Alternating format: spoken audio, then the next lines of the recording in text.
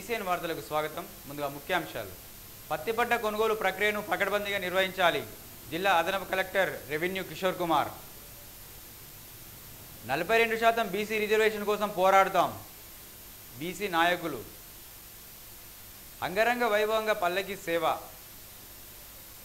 భద్రతకే కాదు భవిష్యత్తుకు తోడుగా పోలీస్ అక్కలు. పత్తి పంట కొనుగోలు ప్రక్రియను పకడ్బందీగా నిర్వహించాలని జిల్లా అదనపు కలెక్టర్ రెవెన్యూ కిషోర్ కుమార్ అన్నారు.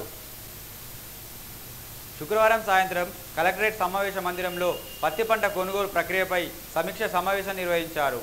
ఈ సందర్భంగా అదనపు కలెక్టర్ మాట్లాడుతూ పత్తి పంట కొనుగోలు ప్రక్రియను నిర్ణీత సమయానికి ఎటువంటి లోటుపాటు లేకుండా పూర్తి చేయాలని అన్నారు. ఈ సమావేశంలో జిల్లా మార్కెట్ కమిటీ అధికారులు, ఇతర సిబ్బంది తదితరులు పాల్గొన్నారు. బీసీ 42% రిజర్వేషన్ కోసం పోరాడుతామని బీసీ సంఘ నాయకులు అన్నారు. శనివారం నిర్మల్ పట్టణంలోని ప్రెస్ క్లబ్లో ఆయా బీసీ సంఘాల నాయకులు సమావేశం ఏర్పాటు చేశారు. ఈ సందర్భంగా వారు మాట్లాడుతూ కాంగ్రెస్ ప్రభుత్వం 42% రిజర్వేషన్ పేరిట బీసీని మోసం చేసిందని అన్నారు. న్యాయబద్ధంగా బీసీలకు రావాల్సిన 42% రిజర్వేషన్ వచ్చే వరకు పోరాడదామని ఈ సందర్భంగా నాయకులు హెచ్చరించారు. ఈ కార్యక్రమంలో పొన్నం నారాయణ గౌడ్, అప్కా రాజేందర్ యాదవ్, డాక్టర్ కిరణ్, ఆకోజీ కిషన్ మరియు వివిధ సంఘాల బీసీ నాయకులు తదితరులు పాల్గొన్నారు. 42% మీద బీసీలకు కావాలని పోరాడడానికి సిద్ధంగా ఉన్నాం. అయితే ఈ ప్రభుత్వం ఉందో కాంగ్రెస్ ప్రభుత్వం చాలా వంచన చేసింది, మోసం చేసింది బీసీలందరినీ. దానికి నిరసనగా సోమవారం నుండి రస్తా రోడ్లు, నిర్మల్ జిల్లా బంద్, వివిధ కార్యక్రమాలు చేపట్టాలని మా సంఘ నాయకుడు ఆర్ కృష్ణయ్య గారు మాట్లాడడం జరిగింది. వారు చిన్నప్పటి నుంచి బీసీ సంఘాల కోసం ఎనలేని పోరాటం చేసుకుంటూ ఉన్నారు. ఇప్పుడు కూడా మొన్న హైకోర్టులో కూడా ఆర్ కృష్ణయ్య గారు వారు కేసు వేసి పోరాటం చేయడం జరిగింది. కానీ ఈ అగ్రవర్గాల కులాలు ఏవైతే ఉన్నాయో వాళ్ళు ఓర్వలేక బీసీలను వంచన చేయాలని చెప్పేసి వాళ్ళు హైకోర్టులో కేసు వేయడం జరిగింది. మరి అగ్రవర్గాల కులాలకు 10% రిజర్వేషన్ ఇచ్చినప్పుడు మేము బీసీలను ఎన్నడూ వాళ్ళకి వ్యతిరేకంగా పోలే. మేము అగ్రవర్గాల రెడ్డిలకు మేము వాళ్ళతో రిక్వెస్ట్ చేస్తున్నాం ఏంటంటే చేతులు ఎత్తి మేము వాళ్ళకి మొక్కుతున్నాం. కారణం ఏంటంటే మీకు మాకు అడ్డు రాకండి, మీరు మేము ఇగ్గుకుంటలేము.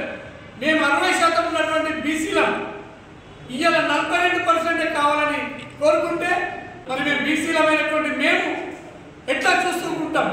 ఇది మాకు చాలా బాధాకరమైనటువంటి విషయం. కాబట్టి ఈ ప్రభుత్వానికి వ్యతిరేకంగా, మీకు వ్యతిరేకంగా 14వ తారీఖు నాడు అన్ని బీసీ సంఘాలన్నీ, బీసీ కులస్తులందరూ, బీసీలకు సపోర్ట్ చేసే నాయకులందరూ ఈ బంద్లో పాల్గొని దీన్ని విజయవంతం చేయాలి. రిజర్వేషన్, బీసీ రిజర్వేషన్ అనేది మనం తీసుకోవడానికి పూర్తి అనుకూలం. ఈ పోయినసారి జరిగినటువంటి కులగణాలలో కూడా మనకి 60% బీసీలు ఉండటం జరిగింది. కాబట్టి మనం 42% కాదు 50 పైన రిజర్వేషన్ కూడా మనకి ఇచ్చే అవకాశం ఉంది. మన పక్క రాష్ట్రంలో ఉన్నటువంటి తమిళనాడులో కూడా ఇదే విధంగా వాళ్ళు రిజర్వేషన్ తెచ్చుకోవడం జరిగింది. వాళ్ళు పార్లమెంట్లో ఉన్నటువంటి 6C సంబంధించిన దాంట్లో 6వ వ్యవస్థలో వాళ్ళు పొందపరుచుకొని వారు కూడా రిజర్వేషన్ తెచ్చుకున్నారు. కాబట్టి మన రాష్ట్రంలో ఉన్నటువంటి నాయకులు ఎవరైతే ఉన్నారో వారందరూ పార్లమెంట్లో ఈ యొక్క బిల్లు కూడా పాస్ చేయించుకుని హైకోర్టు ద్వారా మనకి ఎలాంటి ఇబ్బందులు లేకుండా న్యాయమూర్తి ద్వారా మనకి 42 రిజర్వేషన్ కంటే ఇంకా ఎక్కువే మనకి అర్హత కలిగి ఉన్నది.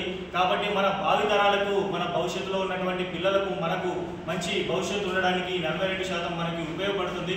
కాబట్టి 42% రిజర్వేషన్ని పూర్తిగా సాధించుకునేదాకా మేము మా బీసీ సంఘం నుంచి మేము పోరాడుతూనే ఉంటాం. ఈ బీసీ సంఘాలు మిగతా వారందరూ కూడా మాకు సహకరించినటువంటి అంతవరకు మేము ధన్యవాదాలు తెలియజేస్తూ ముందుకి నడుస్తామని మేము తెలియజేస్తున్నాం. ఈ నెల 14వ తారీఖు నాడు స్వచ్ఛందంగానే బంధు పిలిపించారు. నిర్మల్ జిల్లాలో స్వచ్ఛందంగానే విద్యా సంస్థలు కానీ, వ్యాపారవేత్తలు కానీ 136 బీసీ కులాలు స్వచ్ఛందంగా బంద్ చేయాలని ఈరోజు ప్రెస్ క్లబ్ నుంచి మేము ఇదే విన్నపం చేస్తున్నాం. అయ్యా బీసీలారా, 136 బీసీ కులాలు ఉన్నాయి, అనేక ఉన్నాం. పిడికెళ్ళేనోడేమో రాజ్యం వెళ్తున్నాడు. ఇవాళ 42% ఉన్నాడు. కామరెడ్డి దేశాన్ని ఒప్పుకున్నాం. ఒక చేతి ఇస్తున్నాడు, ఒక చేతి తీసుకుంటున్నాడు. అంతా గమనిస్తున్నారు. రేవంత్ రెడ్డి ఒక్కసారి కబర్దార్ అని చెప్తున్నాము. గుర్తును లాక్కున్న ఆగ్ర కులాలకు పిడికెళ్ళేవాడు రాజ్యం వెళ్తున్నాడు. ఇలా దాని భాగంగానే ఆర్ కృష్ణ గారి పిలుపు మేరకు స్వచ్ఛందంగా పట్టణానికి తరపు తీసుకుంటుంది. అందరూ స్వచ్ఛందంగా బంద్ చేయాలా. ఇవాళ రాజకీయ భవిష్యత్తు కావాలంటే రాబోయే స్థానిక ఎన్నికల్లో సర్పంచ్ ఎంపీ జెడ్పీటీసీల్లో మన బీసీల సత్తసాడాల పార్టీ. నిర్మల్ పట్టణంలోని శ్రీ వెంకటేశ్వర ఆలయంలో పల్లకి సేవను అంగరంగ వైభవంగా నిర్వహించారు. శ్రీ వెంకటేశ్వర స్వామి దేవరకోట ఆలయంలో శనివారాన్ని పురస్కరించుకొని పల్లకి సేవ కార్యక్రమాన్ని వైభవంగా నిర్వహించారు. పెద్ద ఎత్తున భక్తులు ఈ పల్లకి సేవలో పాల్గొన్నారు. మధ్యాహ్న హారతి అనంతరం అన్న ప్రసాదాలు భక్తులకు అందజేశారు. ఈ కార్యక్రమంలో ఆలయ పూజారి, భక్తులు తదితరులు పాల్గొన్నారు.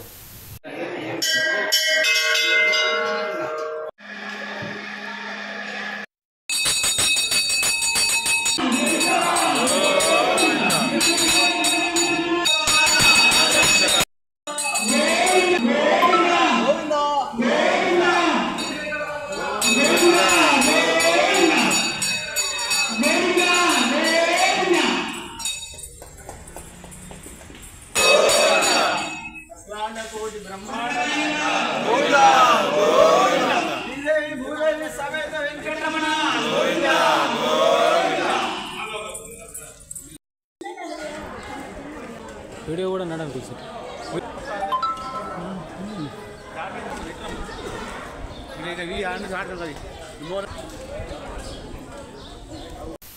నిర్మల్ జిల్లా SP doctor Janaki Sharmila IPS తన వినూత్న ఆలోచనలో భాగంగా పోలీస్ అక్క అనే కార్యక్రమాన్ని నిర్వహించారు.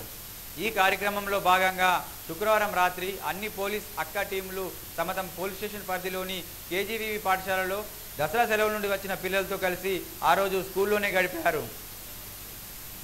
ఈ కార్యక్రమంలో భాగంగా మహిళా పోలీసులు పాఠశాలలతో పిల్లలతో కలిసి భోజనం చేసి రాత్రి అక్కడే బస చేశారు.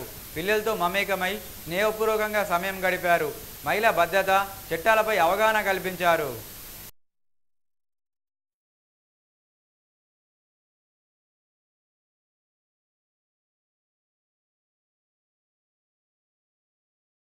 ప్రోగ్రామ్ అంటే సైబర్ క్రైమ్ అంటే తెలుసా? ఎవరైనా ఒకరు చెప్తారా? ఫ్రెండ్స్ అంటే మనకు అన్నోన్ పర్సన్ నుంచి కాల్ వస్తుంది. మీ డీటెయిల్స్ అన్నీ ఆధార్ నంబర్, మీ పిన్ నెంబర్ వస్తుంది. ఆ పిన్ నెంబర్ చెప్పండి. ఆ కోడ్ చెప్తే మనం ఆ కోడ్ చెప్పేసాం మనకు వాళ్ళకి మన బ్యాంక్లో ఉన్న మనీ అన్నీ డిలీట్ అయిపోతాయి, మొత్తం క్యాన్సిల్ అయిపోతాయి. మన సీక్రెట్స్ కూడా అన్నీ వాళ్ళ దగ్గరికి హ్యాక్ అయిపోతాయి, మన మొబైల్ మొత్తం. అటవీ శాఖ వారి జోనల్ లెవెల్ క్రీడా పోటీలను ఈరోజు డిగ్రీ కళాశాలలో నిర్వహించారు. నేటి నుండి 2 రోజుల పాటు ఈ క్రీడా పోటీల్లో నిర్మల్, నిజామాబాద్, జగిత్యాల్, ఆదిలాబాద్ జిల్లాకు చెందిన సంబంధిత క్రీడాకారులు పాల్గొంటారని అన్నారు. ఈ క్రీడా పోటీలను డాక్టర్ చంద్రశేఖర్ రెడ్డి ఐఎఫ్ఎస్ ప్రారంభించారు. ఈ కార్యక్రమంలో 4 జిల్లాల అటవీ అధికారులు, డివిజన్ అధికారులు, రేంజ్ ఆఫీసర్లు, అటవీ సిబ్బంది పాల్గొన్నారు.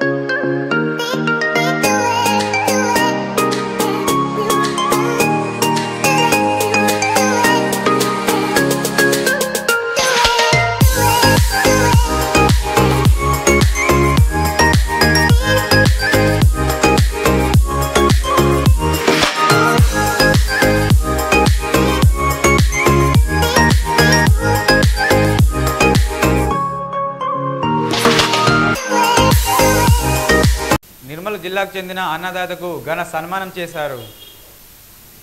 నిర్మల్ జిల్లా కేంద్రంలోని అతి పురాతనమైన శ్రీ లక్ష్మీ వెంకటేశ్వర స్వామి దేవరకోట దేవస్థానం ఆలయంలో శనివారం ఇటీవలే హైదరాబాద్ త్యాగరాజ గానసభలో నిర్మల్కు చెందిన నవయుగ మూర్తి గురుస్వామికి అన్నపూర్ణ పురస్కారం అవార్డు వచ్చిన సందర్భంగా ఆలయ ప్రాంగణంలో ఆలయ మాజీ చైర్మన్ కొండ శ్రీనివాస్ శాల్వాతో సన్మానించారు. ఈ సందర్భంగా ఆయన మాట్లాడుతూ నవయుగ మూర్తి గురుస్వామి అంటే తెలియని వాళ్ళు లేరని, కరోనా సమయంలో సైతం అన్నదాతగా పేరు తెచ్చుకున్నారని అన్నారు. ఈ కార్యక్రమంలో భక్తులు తదితరులు పాల్గొన్నారు. ఈ వార్తలు ముగించే ముందు ముఖ్యాంశాలు మరోసారి. పత్తి పంట కొనుగోలు ప్రక్రియను పకడ్బందీగా నిర్వహించాలి. జిల్లా అదనపు collector revenue Kishore Kumar. 42% BC reservation కోసం పోరాడుతాం. బీసీ నాయకులు. అంగరంగ వైభవంగా పల్లకి సేవ.